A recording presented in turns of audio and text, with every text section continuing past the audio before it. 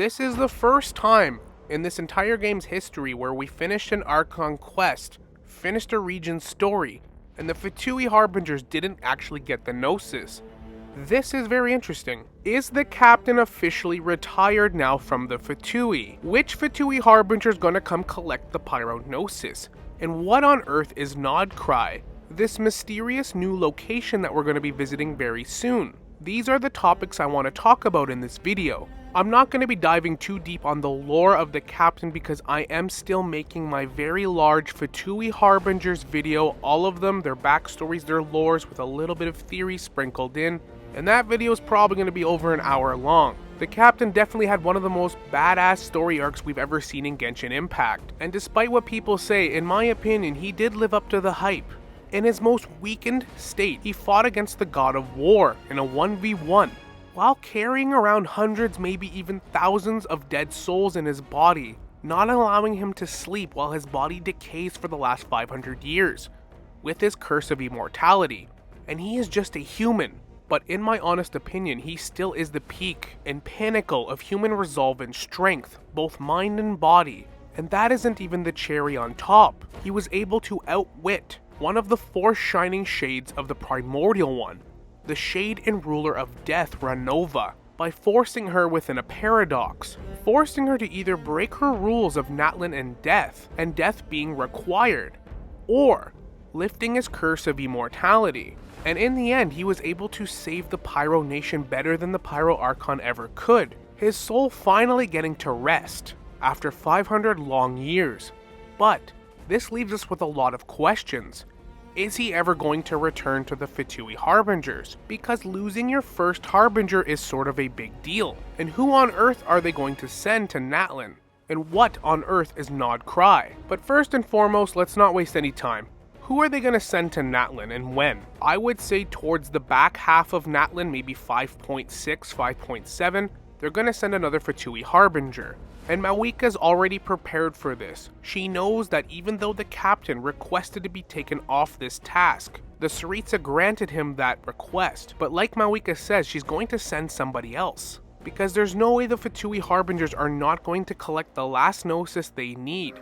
And in my honest opinion, yes, this is a bit of copium, but I think it's going to be Columbina. She honestly makes the most sense for the most reasons. Arlecchino was already a harbinger in Fontaine and is now tasked with Project Stuzha, along with the 9th harbinger Pantalone and the Rooster, the 5th harbinger. And I doubt it's going to be Tartaglia. That just doesn't fit or make any sense. I think the 7th harbinger Sandrone is still from Fontaine, but Nod-Krai seems a great place to meet her. We've already met Il Dodore. Scaramouche or the Wanderer isn't even an option anymore. Signora is, well, as you know, cooked.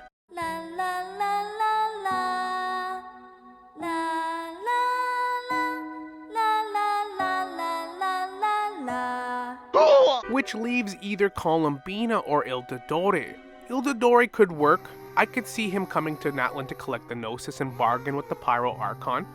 Plus, it was confirmed and revealed by Mawika that his subordinates already came to check on the false sky and the shattered moon remnants, collecting intel for the Doctor. So he is a possibility to make an appearance in Natlan.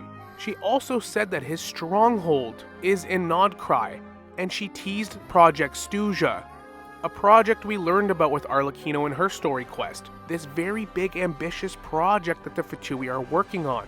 And it makes zero sense to me that the Doctor of all the harbingers, he's the most qualified to be working on this project. Which leaves us with the only harbinger that's really unaccounted for at this point, we haven't met yet, and is one of the top 3, Columbina.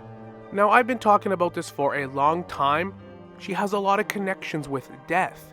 Her eyes closed, her constellation. A dove in the shape of a heart with its eyes closed crying.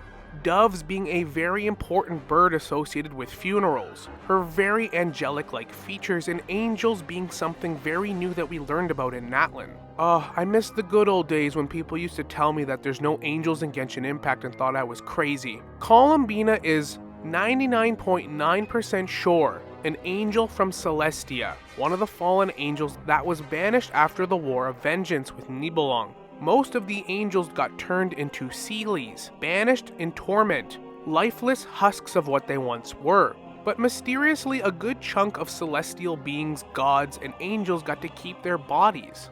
Obviously, Paimon probably is one of them, the goddess of flowers that helped persuade King Desher to challenge Celestia and the Heavenly Principles, the Lord of Night, and probably others we haven't met yet. We know that the four shades are lingering within Teyvat. This is the most contact we've ever directly had with one of them, Renova.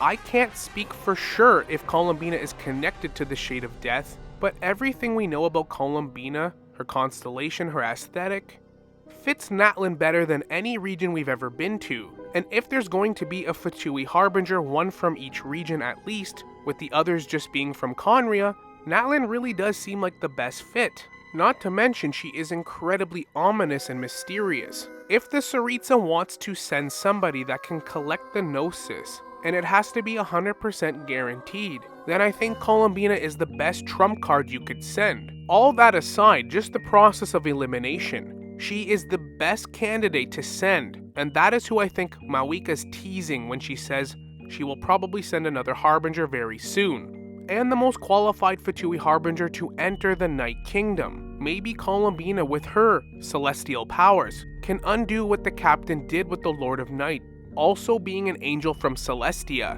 and maybe jeopardize Natlan's future with its ley lines, undo everything the Captain did and sacrificed, using this as leverage for the Pyro Archon to give up the Gnosis, or see Natlan regress back into its old state with damaged ley lines. There's some very interesting ways they can go about this. I really don't see them trying to take the Pyro Gnosis by force. The first Fatui Harbinger, even though he was in his most weakened state, was still the first Fatui Harbinger and still the strongest among them. He tried to beat the Pyro Archon in a fight and couldn't, so I don't think that the rest are going to just try to take it by force. That doesn't make any sense. Columbina has the X factor, and I think she's the best suited to do this. In order to get the Pyro Gnosis, they're going to have to coerce the Pyro Archon, and from what we've seen, it doesn't seem like the Pyro Archon's just going to give it up for no reason. Because Mawika even tells us that she knows they're going to send another Harbinger and she's preparing for it. They tried to take it by force already, it didn't work with their strongest Harbinger.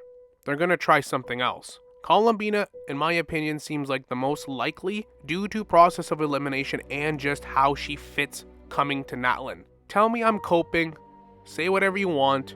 Am I biased in this opinion? Of course I am, look at my profile picture. But from everything we've learned with Natlan, she just still seems like the best to send. But anyways, I digress on that. We'll explore that more as we get more information. As for this new mysterious area, Nod-Krai, as well as Project Stuzha and this new mysterious power, it's nice to see it finally confirm that it's a moon remnant within the false sky. And like I've already touched on in quite a few videos, I think Khaenri'ah has been harnessing this power for a long time. Hence their two dynasties, the Crimson Moon, which Arlecchino's descended from, and the Eclipse Dynasty. Khaenri'ah has always harnessed these ancient powers and technologies. I think the moons represent the Moon Sisters, magical celestial beings. I think if Khaenri'ah has been harnessing these powers for a long time, it explains so much about how Arlecchino is able to glitch outside the programming and samsara of Teyvat, allowed Khaenri'ah to defy this world and its principles for so long. Just sort of reinforces that whole idea when she says that the dragons had some ancient technologies as well. This is something we're learning a lot about in Natlan. The dragons were a very advanced civilization, and they shared a lot of this technologies and elements with humans. They've sort of been pushing humans all along to also defy this world, the prison that they're living in. Nod-Krai is said to be a very industrial and ambitious place on the border, very close to Shasnaya and bordering Fontaine. If it's a very industrial area, it makes sense it borders Shasnaya and Fontaine, and it's said that Shasnaya sits at the very top above Fontaine, which also makes a ton of sense why Sandrone wouldn't appear in Fontaine if she is in Nod-Krai helping out with this project. Also being a very industrial area. Sort of like a Chenyu Vale is what I'm picturing that borders two nations. Fontaine also has the Osean and Numian energies, which is all but confirmed at this point to be Teyvat's quantum and imaginary energies. Something that is very foreign in Teyvat but we've seen snippets of. The devs also recently teased that we're going to be getting very interesting new gameplay mechanics within Genshin within the next year, and Skirk's going to be a playable character soon, teased already. She's not even from Teyvat, so maybe we're getting some new interesting element, or at the very least a very interesting gimmick. She teases these 3 things coming together for a big project. This is clearly a nod to Project Stuzha, and just reinforces the reason why I think the Doctor's actually going to be working on this project, and why he needed to gather that intel about the false sky. Just reinforcing the idea that out of the 2 most likely harbingers to come collect the Gnosis, I think the Doctor's going to be working on this project diligently. He is by far the most qualified. That is why having Sandrone and the Doctor, one being a master engineer and the other being a master scientist, makes sense. Guaranteed whatever they're doing, they need all of the Gnosis. They can't just be missing one. Nod-Krai is also said to be a pretty hostile place, where technologies and human irrigation are running wild. And because the Heavenly Principles has been a slumber for 500 years, humanity is on borrowed time. But it's like that in every nation. So many rules have been broken, and we are definitely at the point of no return. A lot of the details about this location remind me of Conria and what we've heard about that nation. Of course, venturing into the Fatui territory is going to be hostile for us, but I think it's going to be very interesting and cool to see a region inhabited mostly by outcasts and people with crazy ambitions to break away from their fate in Samsara. These mysterious energies, remnants of the moon, this giant project, all seems to line up nicely together. But what are they going to actually do with the Gnosis? For a long time, the Pyro Gnosis was the last Gnosis we needed, and because we knew that Natlan was the nation of resurrection, I honestly thought they might revive the 3rd Descender with the remains of their body, being the Gnosis. But that obviously didn't turn out to be true. So what on earth are they going to do with the Gnosis? Well, I have a couple ideas. We know that they want to seize authority from the gods. Humanity wants to take the reins of Teyvat, break away from their imprisonment and fate, even if it is for their own good. Humans do not like to be controlled, but we saw how powerful even one of the shades actually is. And summoning the help of the Abyss isn't the answer either. That is the equivalent of strapping bombs to yourself. You're not going to successfully defeat the Heavenly Principles if you destroy humanity in the process. So what I believe them to do is potentially create a new Descender. Dodori was experimenting with making a man-made god in Sumeru with the Wanderer, and it almost worked. But if you have each Gnosis, the remains of the 3rd Descender, maybe you can make a new Descender, a 5th Descender. Somebody that's able to actually challenge the Heavenly Principles and stand an inkling of a chance. But who would this be? That is the big question. Would it be someone new entirely? Probably not. Who is the most likely candidate? I do want to make a video of this in its own right, but I honestly think either Pyro or the 5.3 Archon are the most likely candidates.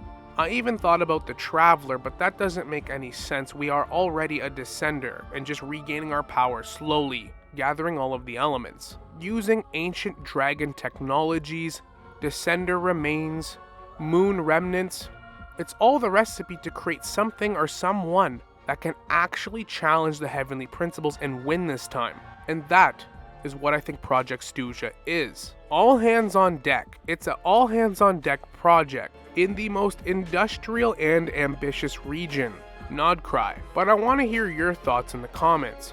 What do you think of this new area?